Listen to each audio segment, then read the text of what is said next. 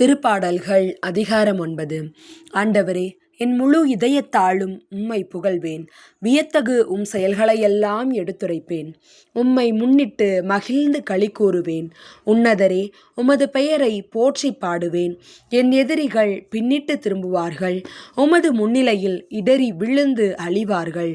நீர் நீதியுள்ள நடுவராய் அரியணையில் வீற்றிருக்கின்றீர். என் வழக்கில் எனக்கு நீதி வழங்கினீர். வேற்றினத்தாரை கண்டித்தீர், பொல்லாரை அழித்தீர்.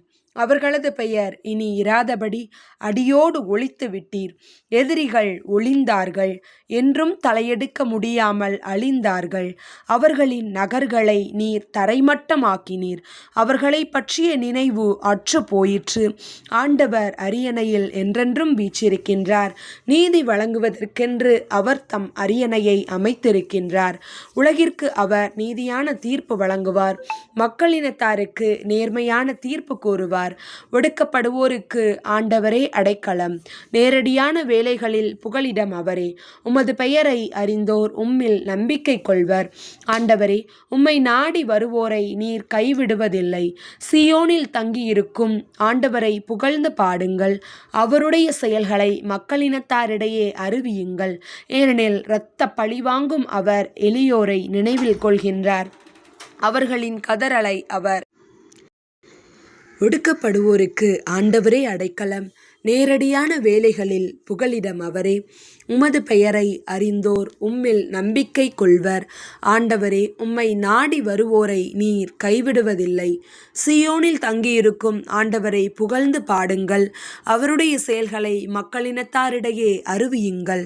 ஏனெனில் இரத்த பழிவாங்கும் அவர் எளியோரை நினைவில் கொள்கின்றார். அவர்களின் கதறலை அவர் கேட்க மறவார். ஆண்டவரே, என் மீது இரக்கமாயிரும். என்னை பகைப்போரால் எனக்கு வரும் துன்பத்தை பாரும். சாவின் வாயினின்று என்னை விடுவியும். அப்பொழுது மகள் சீயோனின் வாயில்களில் உம் புகழ் அனைத்தையும் பாடுவேன். நீர் அளிக்கும் விடுதலை குறித்து மகிழ்வேன். வேற்றினத்தார் வெட்டின குழியில் அவர்களே விழுந்தனர். அவர்கள் மறைத்து வைத்திருந்த வலையில் அவர்கள் கால்களே சிக்கிக் கொண்டன.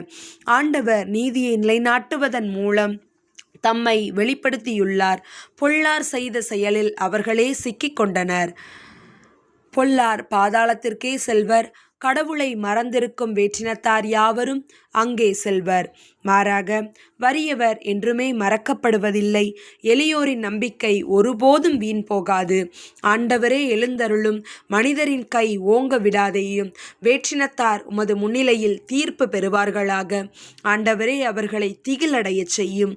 தாம் வெறும் மனிதரே என்பதை வேற்றினத்தார் உணர்வார்களாக. ஆமேன்.